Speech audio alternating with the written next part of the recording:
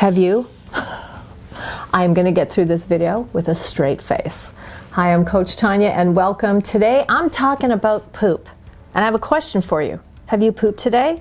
And if you haven't, we're going to talk about it. I'm probably going to talk more about poop today, filming, than I have with my children in all of their years being little. Because little kids, if you have little kids or no little kids, they love to talk about their poop. And while this is a serious, the message and what I want to talk about is serious, we're going to have fun with this because I'm going to have fun with this, all right? So I am talking about poop today, and in this video, we're talking about have you pooped today? Because constipation is and can be a real problem for some people, and particularly as people get older and they start to move a little less, it can become a bigger problem or a bigger issue. Usually with little kids, little people, younger people, it tends to be more dietary influenced because little people, younger people are running around and moving all over the place all the time at 1,000 miles an hour. So movement usually is not the reason why they're constipated, it's more dietary. As we get older, a sedentary lifestyle can certainly impact it, but also so can diet. So we're going to talk about constipation and why you need to poop, and this is a safe circle here. This is very safe. So I have a lot of my notes because I know I'm going to get completely sidetracked and probably have a few giggles. So I've got all my notes here, so I hopefully do not forget all the key points I want to make sure I mention in the video. Now, a lot of times, if you're not pooping, if you're constipated, I would always tend to ask, how much water are you drinking? Are you drinking enough water? Because certainly you need to get the fluids in your body to help things move through your body, right? Food goes in, the waste that your body no longer needs comes out. But if you're not hydrated, it can get stuck. And when it gets stuck, it can be very uncomfortable because just because it gets stuck doesn't mean you stop eating. You continue to eat and snack. And if it's, if your stool is sitting in that lower portion of your bowel and it's stuck, that's very uncomfortable, and making sure you're drinking enough water is going to help keep things fluid and moving. Okay, so that's, you want to make sure you're getting enough water. Now, I will have people that will say, well, I don't know why I'm so constipated, I eat lots of fiber, and I go, okay, wait, stop. Again, I come back to the water. You can be eating lots of water and eating lots of fiber, and that's fantastic. You do need, we really need oh, I'm having trouble with this. Fiber. A lot of us are certainly not consuming near enough fiber in our diet, so you do want to pay very close attention and make sure you're getting enough fiber in your diet. But here's the thing with fiber. Fiber binds, okay? So as it's binding and holding things together, it also has a drying effect. So with the amount of fiber you're eating, you have to be consuming enough water to help keep it moving through your digestive tract, through that colon, and out of your body. Because if you're not, all of that fiber that you're eating is definitely going to constipate you, absolutely, hands down. So I applaud you on your fiber consumption, but I'm going to have to scold you for a second and make sure you're drinking enough water. So get the fiber to help keep things moving, and so that was kind of an and an. So eat the fiber to make sure you keep things moving, as well as the water to keep things moving. Okay, those two things go hand in hand. Now, what did I have written down here as far as like what's normal? Because I will have people say, well, what's normal? I poop once a day, and that I've pooped once a day for 40 years. Okay. I actually had somebody, this was years ago when I had my practice, and he told me he pooped twice a week. And I was like, you're clearly eating plenty because there's nothing wrong with your diet. So something isn't quite working here. But according to the National Digestive Diseases Information Clearinghouse, here's what they had to say. Constipation is a condition in which you have fewer than 3 bowel movements in a week. So I guess maybe, yeah, okay. Your stools are hard, dry, and small, and making them painful and difficult to pass. So if you're less than 3 a week, you are by definition constipated, okay? And there's some things you can do to help with that. So, some people will naturally, there's some people that will have several bowel movements in a day, and again, some of you maybe not so much. And when it comes to treating constipation, You also want to make sure, excuse me, you don't want to be too quick to jump on to really harsh treatments for constipation. Not right away. Not right away. I mean, definitely those are there's certainly treatments that can be done, that you can do when it's becoming a problem and it's, you're starting to feel ill, you've got lots of pain in the lower abdomen, or trying to go to the bathroom is causing tremendous pain because you just can't pass your stools. Definitely, you need to do something about it. But if you're somebody that, let's say you poop twice a day and all of a sudden, like for a day or two, you're not, maybe adding a little bit more fiber, make sure you're increasing your water. Sometimes that's doing a lot of walking, get up and moving a lot. Sometimes that is enough to get things moving again, but obviously if that doesn't help, then you need to go to other things. So what I do want to talk about is there's lots of different treatments for constipation. Again, we don't have to go to really aggressive ones right away unless there's a real problem or it's been a couple days now.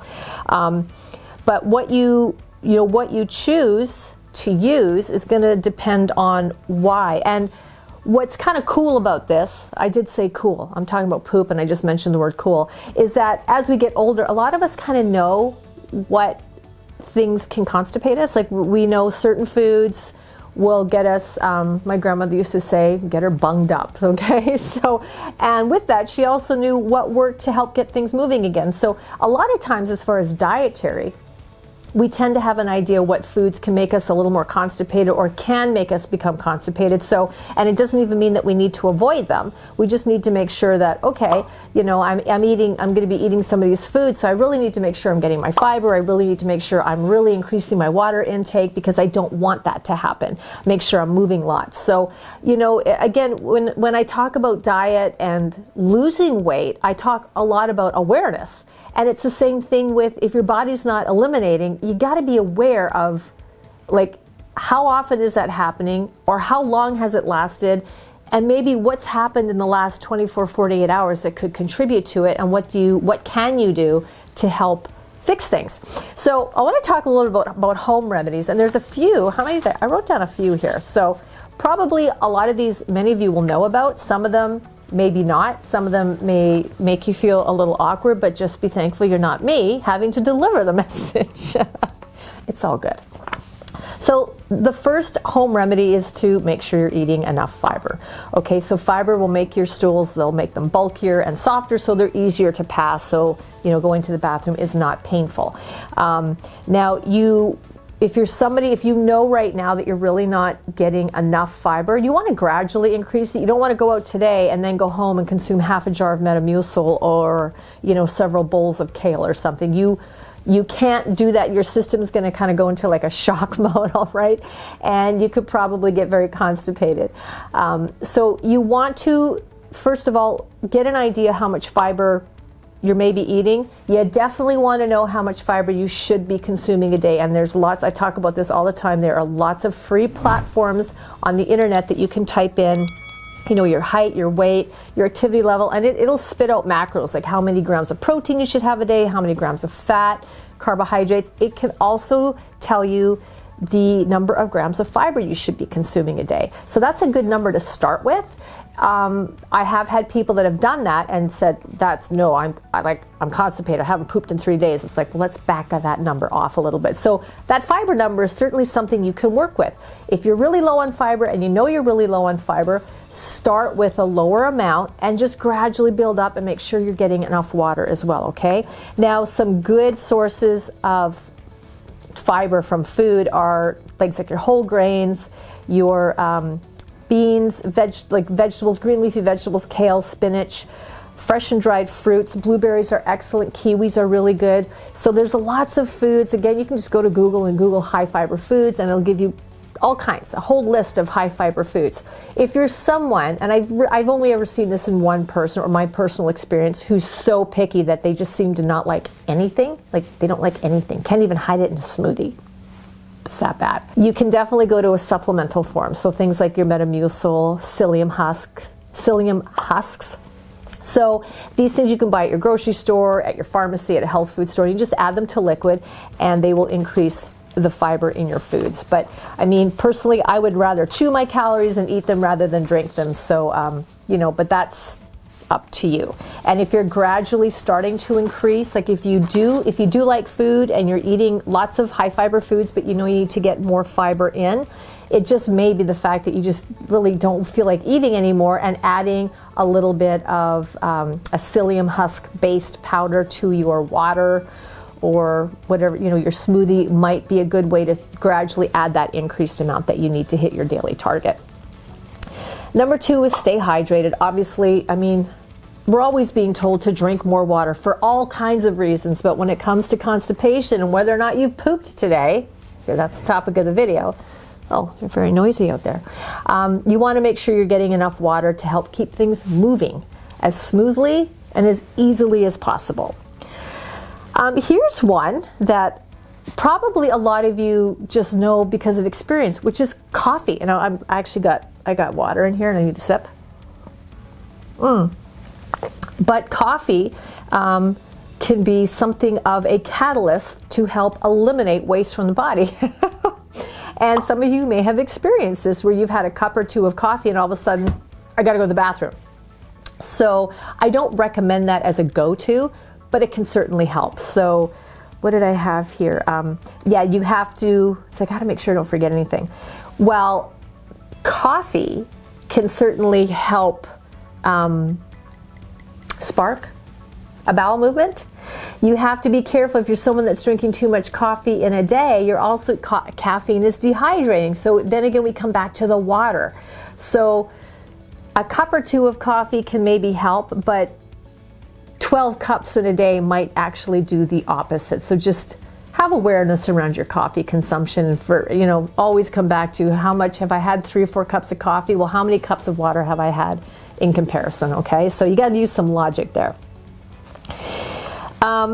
What I have here, limit high, yeah, so watch your consumption. Certain foods definitely that are higher in fat and very low in fiber can definitely constipate you. So a very common one is cheeses. People that, I mean, who doesn't love cheeses? I mean, when's the last time you had a charcuterie board? They are awesome, and they got all kinds of different cheeses on there. So cheese is a food product that can certainly cause constipation in a lot of people. Doesn't mean you have to avoid it. You need to be aware of it though.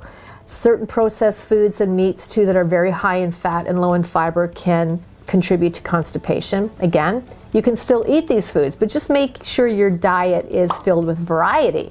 If your diet is just processed meats and cheeses, you're probably going to struggle more with constipation than somebody that enjoys those foods along with a range of other foods that includes high fiber foods. So again, awareness. Know what can contribute to constipation and what are you doing to counter that or to make sure that that doesn't become a problem for you, okay?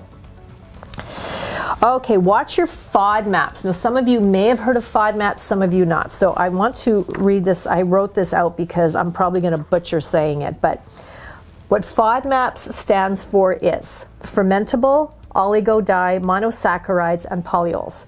And these are scientific, that's the scientific name for carbs that can cause digestive issues. Now, if you're someone who has IBS or Crohn's, you're probably familiar with FODMAPs because your diet is probably very clear about avoiding certain FODMAP foods. So these are largely carbohydrate-based foods that can cause digestive problems, like I said, including constipation. Now, some of these include, I have a list here. There's a whole list. You can, again, go to Google and you can Google FODMAP foods. I'm not going to list them all in the video here, but just to give you an idea. A lot of different dairy, artichokes, broccoli, wheat, lentils. So depending on what the issue is. Now, if you're someone with IBS or Crohn's, you're probably eliminating these foods or have been suggested to eliminate them as best as possible. If you are someone, if you're struggling with constipation, if this is a frequent problem for you, you might actually want to take a more serious, in-depth look at FODMAPs and try cutting a few of these out. Or if you read the list of FODMAP foods and you go, I eat a lot of these, cutting back. Again, I'm not an advocate for just cut food out of your diet, unless if it's going to cause you serious health issues. Clearly, I would like you to cut it out of your diet because I don't want anybody sick or feeling unwell. When it comes to the FODMAP foods, again, I'm having trouble with that. FODMAP foods, take a look at the list, and if you suffer chronic, if you have chronic constipation, and these foods are a large part of your diet, you're going to have to make some decisions there, okay, to help yourself. Now, other things that you can do, these are really simple, easy things you can do to help alleviate, reduce constipation, episodes of constipation, and keep things moving, is exercise regularly. The more you move, the better things. Just think, if your body is moving, things are moving. Movement supports movement. So, that was a bad joke, but I think you know what I mean. Just exercise more regularly. If you have a job that requires you to sit a lot, get up, move around, take a walk during your lunch break, go for a walk after work, go for a walk after dinner. Just start including more movement into your day, all right? Adjust your toilet posture. Now this is, you know, some of you may laugh about that. Now I'm sure all of us have seen that, what's it called? The potty squat. It's some little, like a little stool, and it doesn't have to be that brown, but you can put like a little footstool at the base of the toilet, so when you're seating, it changes the posture, it changes your sitting posture to make bowel movements much more easy, okay? So that is something that has certainly been very helpful in the aging population, so something to consider, okay? Check your medications. If you're somebody who is on a medical, like a prescription medicine protocol, a lot of medications can definitely cause constipation. Usually it says it on the label. Usually there's that little, like all the information that's inside the bag when you go to pick up your prescription. It'll always be in there.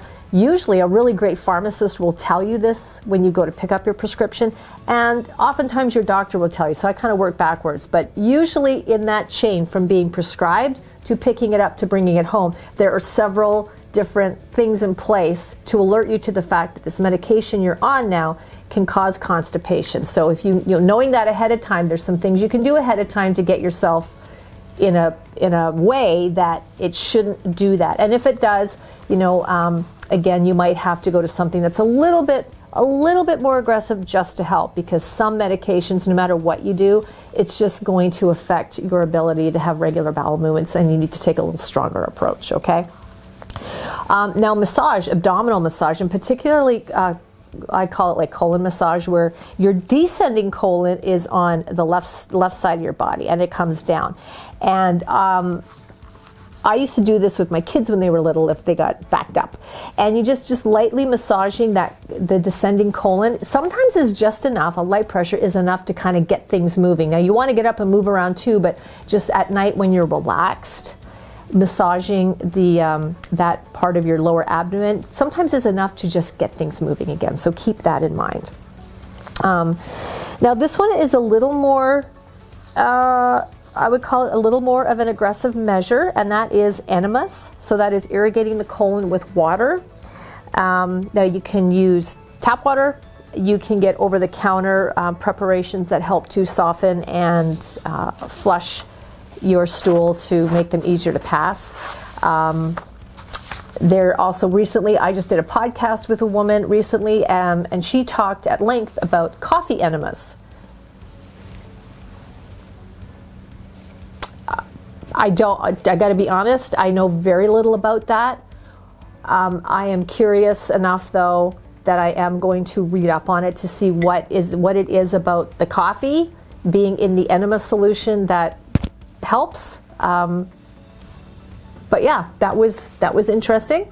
So enemas are usually an enema may often be suggested by your healthcare provider. Like they may actually suggest that going back to the medication, if you are on medication, you find that you're really struggling, like constipation is it's become a way of life, which is not good for you. It's not comfortable.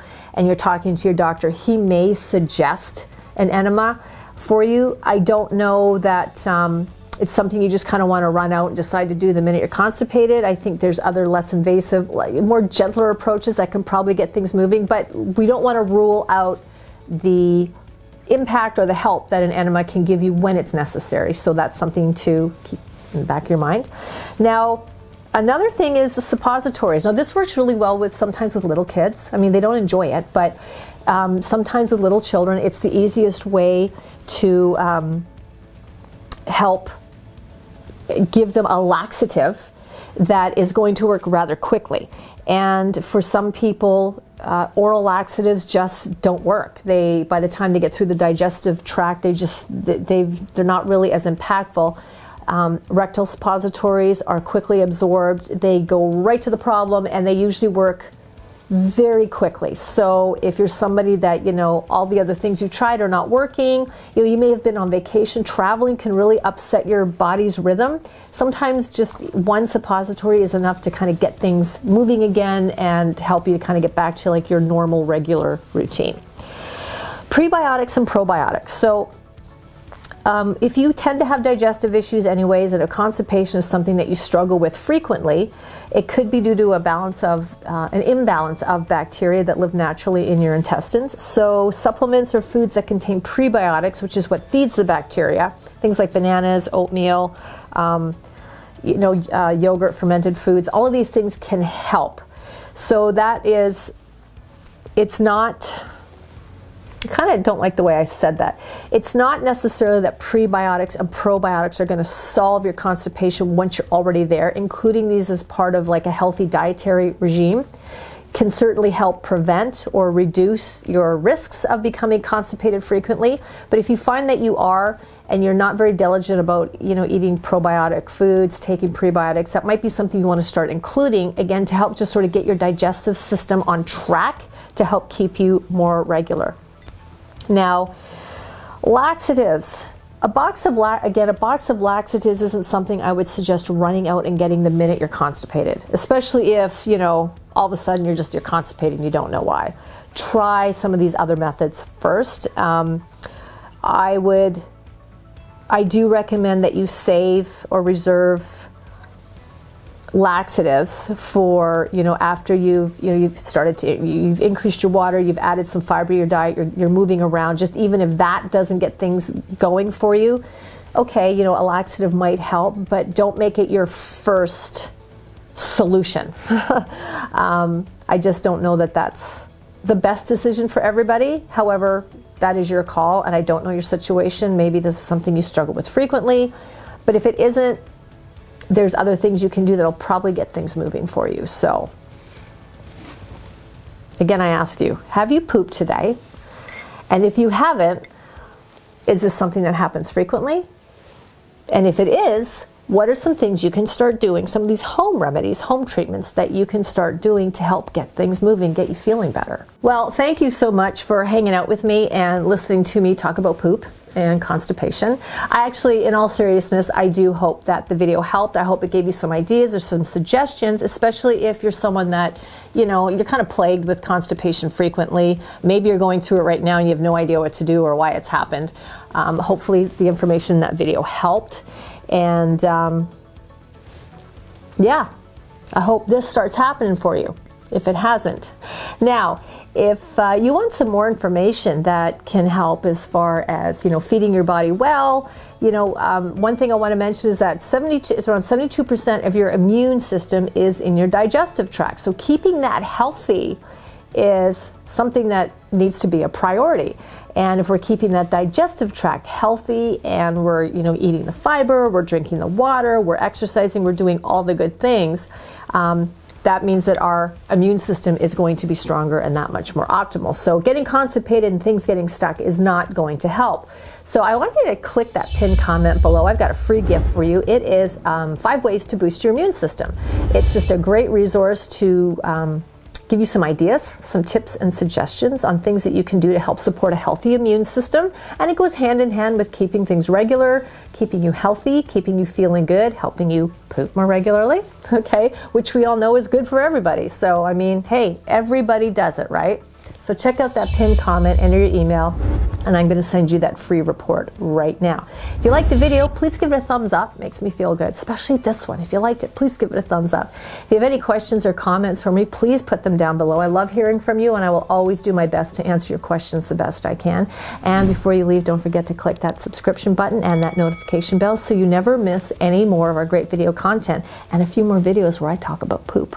Take care, everybody.